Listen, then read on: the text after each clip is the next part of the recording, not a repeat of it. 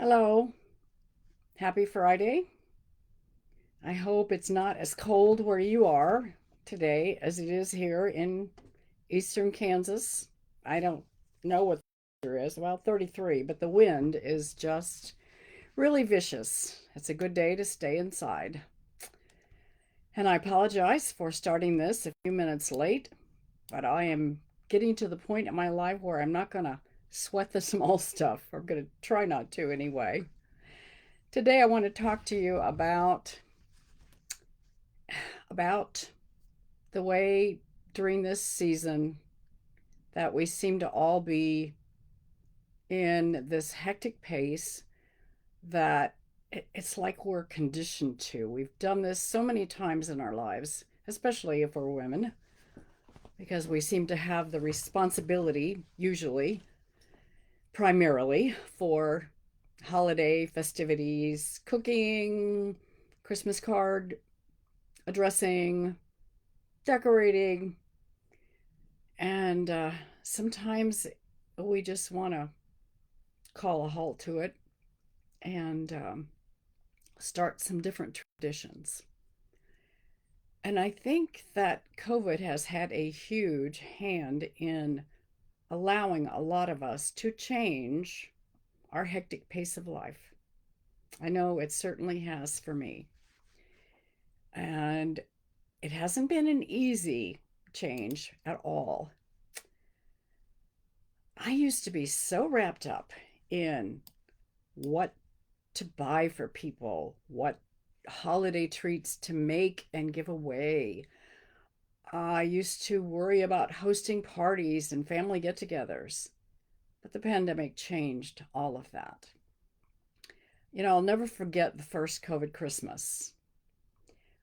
We had a gift exchange with my son and daughter in law and grandkids, probably uh, maybe 2 weeks after Christmas. It was sometime in January. And that exchange and festivities were held in their garage under blankets with everyone masked. And I think that's when I started doing a mind shift about Christmas. And I realized it didn't matter what I bought as gifts, how much candy making I accomplished. It was just as important to just be able to get together in small groups and share the love. That's what Christmas is all about, anyway, isn't it? Even this year with the triple whammy of increased COVID infections and cases of the flu and RSV making the rounds, it's just making a lot of people start wearing masks again. It just no longer seems wise to have these huge gatherings indoors. So ask me why I've organized a winter solstice party tomorrow for our local authors group.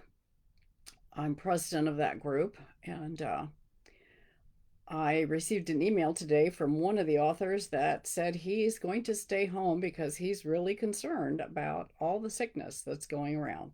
And I share his concern, but I did have to secure the caterer weeks in advance, actually a month in advance, and get everything organized and planned. So I'm kind of to the point of no return. So the party will go on tomorrow. Well, you just may have to send a lot of leftovers home with a few people that managed to get there.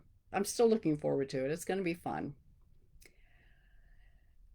In the past few years, I've decided that situations like this, they're just not worth sweating over. They're not worth getting upset, stressed over. And I guess I can thank COVID for that because we never know what's going to happen from one day to the next anymore. We just can't seem to control anything. So um, I'm just not going to push myself or expect too much of myself for a change from now on. In the past few years, I've really become less stressed in other ways about the holidays. And I think it's probably because of my daily meditation and prayer and just not letting things get to me. This year, I may finally indulge in what Dr. Sandra Dalton Smith calls sacred rest. And I'd like to share with you uh, just a paragraph of something that really, really strikes me. It hits home. She said, "We all need sanctuary, a secure place where protection reigns and comfort is received. We need relief from the daily struggles and times of immunity from outside attacks. Sanctuary is not simply a place, it's a state of being. There we find a sense of security and peace that flows from our connection to God. Sanctuary is where we lay down our fight and rest. In the process, we find our way back home to a relationship with God." And I think that our relationship with God is probably the most important thing we need to be concerned with, our growing spirituality and connection to God. So I hope that you can all find that sanctuary somehow this hectic season. And I'm going to end today's Facebook Live by sharing with you a poem from the book that I just released this week, a book of poetry and photos from the pandemic. And this poem is the title poem. It's the next to the last poem in the book, called Finally Noticing. And it directly relates to what I've been talking about today. Now that we've been through it, we know what a pandemic looks like, sounds like, feels like, tastes like, grieves like. Now that we know we can co-opt life, avoid the masses, huddle inside, fear the worst, work from home, order online, and live in virtual reality, some of us choose to recuse ourselves from such trials and tribulations. Some of us drew the lucky straw, missed the COVID lottery, got the arm jabs, tossed aside fears, went for walks, prayed, meditated, expressed gratitude. We finally noticed, finally lived, loved, and laughed again.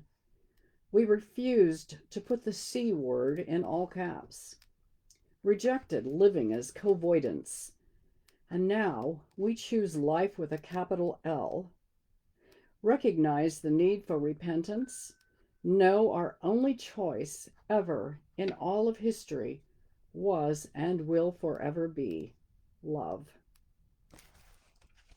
And I wish all of you much love this Christmas season.